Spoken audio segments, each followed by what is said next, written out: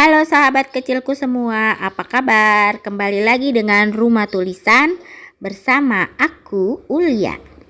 Oke, kali ini aku mau cerita tentang ilmu yang pernah aku pelajari di universitas, yaitu ilmu sejarah. Apa sih ilmu sejarah itu? Ilmu sejarah itu pasti kalau kalian pikir adalah ilmu mengenai masa lalu. Benar itu. Ilmu tentang masa lalu. Tapi awal mulanya sejarah itu berasal dari kata bahasa Arab yang artinya yang disebut sajaratun, yang artinya pohon. Nah, pohon itu kita bisa kembangkan. Misalnya pohon itu ada akar, batang, ranting, daun.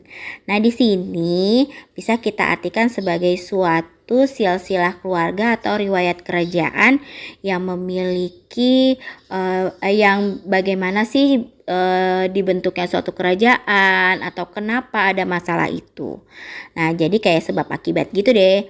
Tapi di Arab sendiri ilmu yang mempelajari kisah-kisah atau peristiwa itu disebut tarik. Jadi beda ya. Kalau di Inggris sendiri disebut history, kalau di Yunani disebut historia, kalau di Jerman disebut Geschichte. Pokoknya setiap negara itu berbeda.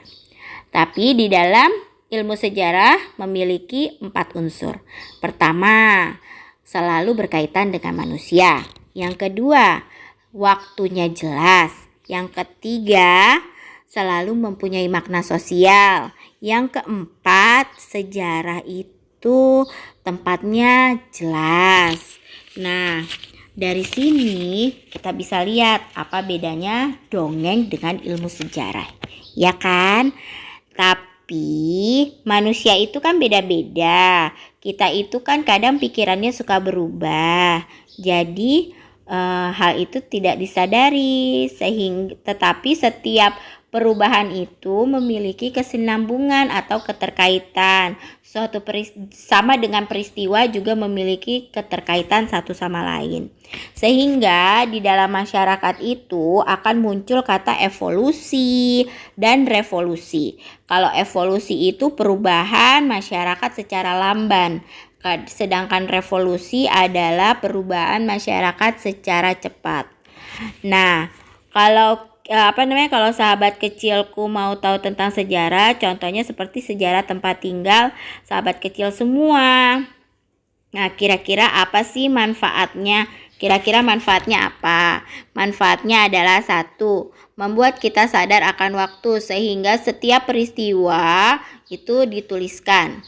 Ya, yang kedua, di dalam karya sejarah pasti memiliki tokoh yang dapat ditauladani. Misalnya kayak sahabat kecilku ngelihat Insinyur Soekarno atau Bung Hatta atau siapa ya. Pokoknya tokoh yang kayaknya wah, dia bagus banget, dia pinter banget. Nah, itu dia. Yang ketiga, setiap karya sejarah itu biasanya di dalam dunia kampus disebut sebagai Historia Vitae Magistra atau Historia Magistra Vitae, yang artinya sejarah bermanfaat sebagai guru kehidupan.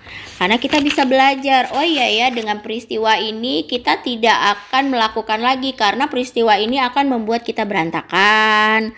Atau dengan peristiwa ini ternyata membuat kita bersatu, merdeka. Nah, itu dia.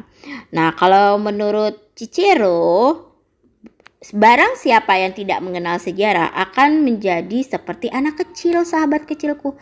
Karena dia kayak putih, kayak bersih gitu. Oh iya, saya hanya bisanya main aja gitu kan. Tapi bagaimana nanti perkembangan ke depannya, karena kita nggak tahu harus seperti apa. Nah, di dalam setiap penulisan sejarah itu tidak bisa sembarangan. Nah, penulisan sejarah itu disebut historiografi. Di dalam historiografi ada metodologi dan ada metode. Di mana di dalam metodologi itu mengetahui, jadi mencari fakta-faktanya dulu. Oh ya, ini faktanya dari sini.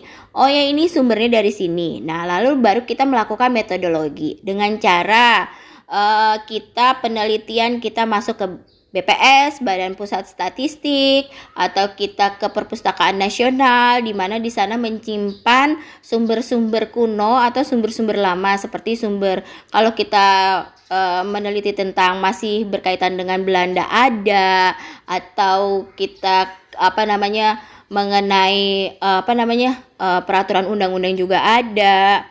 Nah, yang terakhir kita metodenya metode wawancara, di mana kita harus terjun langsung ke lapangan, di mana oh ya ternyata di sini dulu peristiwanya. Kita cari orang-orang yang sudah tua atau orang-orang yang sesuai dengan waktu yang kita akan buat tulisannya. Nah, itulah makanya di dalam ilmu sejarah atau setiap penulisan sejarah itu tidak bisa sembarangan, tidak bisa disamakan dengan dongeng. Jadi beda banget. Jadi kalau misalnya waktunya salah, sumbernya salah, itu kalau kita nanti tuliskan berarti nanti kita menulis suatu kebohongan sehingga orang lain pun tidak tahu kayak oh ternyata ini salah ya, oh jadi tidak menarik gitu loh. Tapi kalau kita sesuai dengan sumbernya, tokohnya ada, waktunya jelas, jadi kita merasa oh di situ ya tempatnya, oh tokohnya ini, oh ternyata bener loh, oh kenapa berubah gitu loh jadinya. Itulah ilmu sejarah. Oke, sekian dulu cerita tentang ilmu sejarah. Nantikan cerita-cerita selanjutnya. Dadah.